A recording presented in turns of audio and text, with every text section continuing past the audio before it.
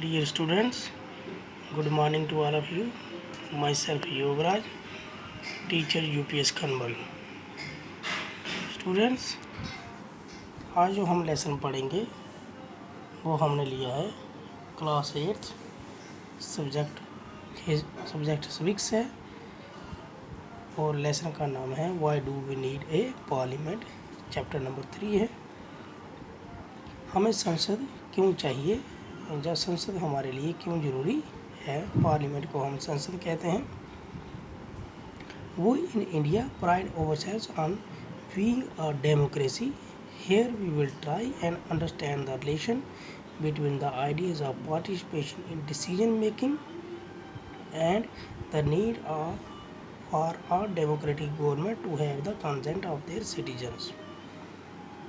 That means कि हम एक ऐसे मुल्क या ऐसी स्टेट में रहते हैं यहाँ पर डेमोक्रेटिक फॉर्म ऑफ गवर्नमेंट है।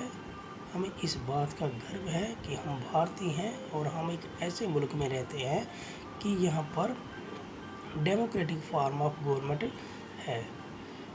डेमोक्रेसी से हमारा मतलब है जमहूरियत या लोकतंत्र, और डेमोक्रेटिक गवर्नमेंट वो होती है जहाँ पर लोगों को ये हक होता है कि वो अपनी गवर्नमेंट खुद बना सके, या वो कंट्री जहाँ की गवर्नमेंट लोगों के द्वारा ही बनाई जाती है।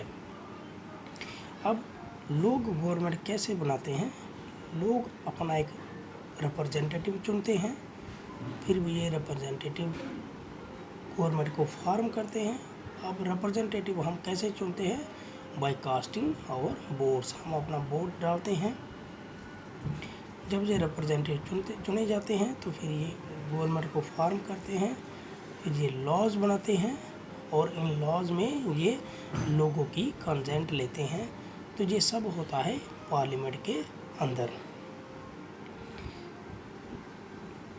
The ideas of participation in decision making and the need for all democratic government.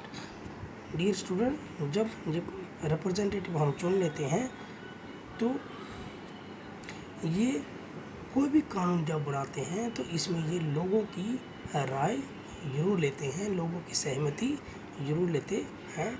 यहाँ पर हम दो मेन पॉइंट पढ़ेंगे, decision making and participation. Participation से हमारा मतलब होता है कि हम अगर पार्टिसिपेट ही नहीं करेंगे तो हम गवर्नमेंट को कैसे बना सकते हैं। हमें पार्टिसिपेट करना पड़ता है टू वोट, कि अगर हम वोट डालेंगे तो हम पार्टिसिपेट करते हैं। और डिसीजन मेकिंग से हमारा मतलब होता है कि जब हम डिसीजन लेते हैं कि हम किस रिप्रेजेंटेटिव को वोट डालेंगे।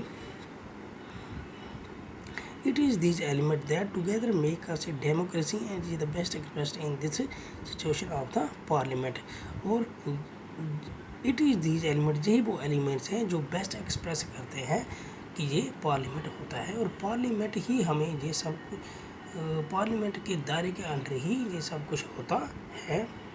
In this chapter, we will try to see how Parliament enables a citizen of India to participate in decision making and control the। लोगों को वो enable करता है कि पार्टिसिपेट इन डिसीजन मेकिंग करने में, पार्टिसिपेट करने में लोगों को क्या करता है? पार्लियामेंट एनेबल करता है।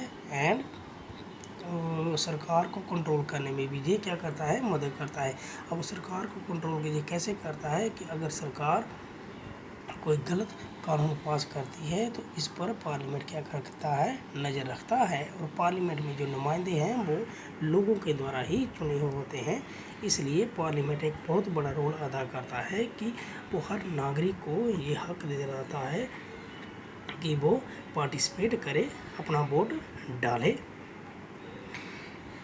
Thus it is the most important symbol of Indian democracy and key feature। इसलिए पार्लियामेंट को एक इंडियन डेमोक्रेसी का एक मोस्ट इम्पॉर्टेंट सिंबल, चिन्ह कहा जाता है। एंड की फीचर ऑफ कॉन्स्टिट्यूशन, और कॉन्स्टिट्यूशन का एक की फीचर भी, हमारे आइन का एक की फीचर भी कहलाता। डियर स्टूडेंट्स, अगला जो हमारा पॉइंट है वो है व्हाई शुड पीपल डिसाइड। लोगों ने क्यों फैसला लेना चाहिए।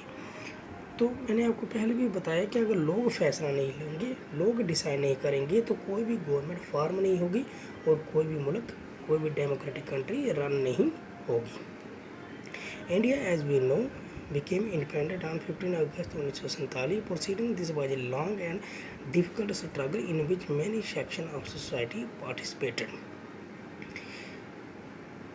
जैसा कि हम जानते हैं कि हिंदुस्तान 15 अगस्त 1947 को आज़ाद हुआ था, लेकिन इसको आज़ादी पाने के लिए एक बहुत बड़ी स्ट्रगल करनी पड़ी थी, जिसमें सोसाइटी के हर एक वर्ग ने क्या किया था, साथ दिया था। Most of the people of the society ने इस स्ट्रगल में क्या किया था, हिस्सेदारी की थी। People from various background join the struggle and they were inspired by the ideas of freedom, equality and participation in decision making. इस स्ट्रगल में सोसाइटी के हर एक वर्ग ने क्या किया था, हर एक वर्ग के लोगों ने इसमें हिस्सेदारी की थी और सबके दिमाग में ये बात थी, सबके दिमाग में ये इरादा था कि हम आज़ादी हासिल करेंगे, हमें इक्वालिटी चाहिए और हमें भी डिसीजन लेने का क्या होना चाहिए, हक होना चाहिए, हमें भी अपनी राय देने का हक होना चाहिए। Under colonial rule, the people had lived in fear of the British government and did not agree with many of the decisions they took. अगर हम बरतानिया की हुकूमत की बात करेंगे तो उनके रूल के दौरान पीपल जो लोग थे वो डर के साए के नीचे रहते थे। हालांकि बरतानिया की गवर्नमेंट जो भी कोई डिसीजन लेती थी लोगों को मंजूर नहीं होता था, लेकिन लोग उनके खिलाफ बोल नहीं सकते थे। अगर लोग उनके खिलाफ बोलते, उनके डिसीजन के खिलाफ होते या उनको क्रिटिसाइज करते तो उनको एक बहुत बड़ा खतरा मोल पड़ता था। The freedom movement change the situation, लेकिन फ्रीडम मूवमेंट ने इस सिचुएशन को बिल्कुल ही क्या कर दिया, बदल दिया था। The nationalist began openly criticize the British government and make demand. जो नेशनलिस्ट थे, जो राष्ट्रभक्त थे, उन्होंने गवर्नमेंट को, बरतानिया की गवर्नमेंट को खुलेआम अपोज करना शुरू कर दिया था, उनको क्रिटिसाइज करना शुरू कर दिया था और अपनी डिमांड्स मनवाना शुरू किया था। इसका ही एक उदाहरण है 1885 में जब इंडियन नेशनल कांग्रेस ने क्या किया कि elected members in the legislature with a right to discuss the vote, उसने एक हक हिंदुस्तानियों के लिए लाया था, हिंदुस्तानियों को उसने एक हक दिलाया था कि हिंदुस्तान में से बहुत सारे रिप्रेजेंटेटिव, हिंदुस्तान में भी कुछ रिप्रेजेंटेटिव अब जो बरतानिया का जो पार्लियामेंट था उसमें इलेक्टेड हो सकते थे, उनको भी ये हक मिल गया था और वो वहाँ पर बजट को डिस्कस कर सकते थे और उसके बारे में क्वेश्चन पूछ सकते थे। The government of India act 1909 allowed for some elected representative, और गवर्नमेंट ऑफ इंडिया एक्ट इसका ये एक उदाहरण था जिसमें हमारे बहुत सारे इलेक्टेड रिप्रेजेंटेटिव थे। हालांकि इस एक्ट में इस दौरान सब लोगों को वोट डालने का हक तो नहीं था, जब सब लोगों को डिसीजन जब बोलने का या अपने थॉट्स एक्सप्रेस करने का हक नहीं था। तो डियर स्टूडेंट, आज हम पढ़ेंगे with the coming of independence we are going to citizen of a free country. जैसे हमें आज़ादी मिल गई तो हम एक आज़ाद मुल्क के लोग बन गए थे। This did not mean that the government could felt it. It meant that government had to sensitive the people needs and demand.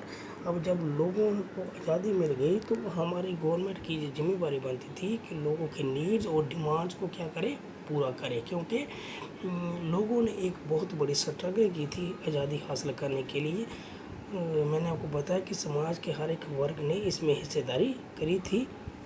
अब लोगों का ये सपना था कि जब हम The dream and aspiration of freedom struggle was made concrete in the Constitution of Independence and laid down the principle of universal adult friendship. अब लोगों का ये सपना था कि आज़ादी के बाद हम अपने मुल्क को क्या करेंगे, एक नए ऊंचाइयों पर, नए मुकाम पर ले जाएंगे और लोगों को ये तवज्जो भी थी, लोगों को ये सरकार से उम्मीद थी कि हर एक शख्स को डिसीजन लेने का हक होना चाहिए, बोलने का हक होना चाहिए और उनको वोट का भी क्या होना चाहिए, हक होना चाहिए था। अगला जो हमारा पॉइंट है वो है पीपल एंड देयर रिप्रेजेंटेटिव। लोग और उनके रिप्रेजेंटेटिव होता है उनके द्वारा चुने हुए नुमाइंदे। The take off a point for democracy is the idea of consent, the desire, approval and participation of the people. The take off democracy, अगर डेमोक्रेसी को कामयाब बनाना है या इसको उड़ाना है तो इसके लिए सबसे पहले जो चीज़ चाहिए जो फाउंडेशन चाहिए वो ये होती है कि लोगों की कॉन्सेंट को ध्यान में रखना पड़ता है, उनकी डिज़ायर क्या है उसको ध्यान में रखना पड़ता है, उनके अप्रूवल को देखना पड़ता है और उनके पार्टिसिपेशन और उनका पार्टिसिपेट होना ज़रूरी होता है किसी भी काम में। It is the decision of the people that creates a democratic government and decides it's functioning. लोगों का डिसीजन, लोगों की राय ही एक डेमोक्रेटिक मुल्क को चला सकती है और इसके फंक्शन को देख सकती है कि ये किस तरह की फंक्शन कर सकती है। The basic idea is this kind of democracy is that individual और citizen is the most important person. और बेसिक आइडिया में हम यही कह सकते हैं कि हर एक देश का एक सिटीजन ही मोस्ट इम्पॉर्टेंट पर्सन होता है जो किसी भी गवर्नमेंट की रन करने के लिए अपना अहम रोल अदा कर सकता है। क्योंकि मैंने आपको बताया कि डेमोक्रेटिक गवर्नमेंट वो गवर्नमेंट होती है कि जहाँ पर गवर्नमेंट लोगों के द्वारा बनाई जाती है। तो हिंदुस्तान में एक ऐसी गवर्नमेंट है जहाँ पर लोगों को ये बोलने का हक है, वो अपनी थाट्स वो एक्सप्रेस कर सकते हैं। अगर गवर्नमेंट कोई गलत पॉलिसी बनाती है तो वो उसके खिलाफ रिवोल्ट कर सकते हैं। इसलिए the most important person of the democracy is the citizen, उसके सिटीजन ही होते हैं। तो डियर स्टूडेंट, आज के लिए बस इतना ही। नेक्स्ट वीडियो में मैं इसको कंटिन्यू करूँगा, तब तक के लिए धन्यवाद।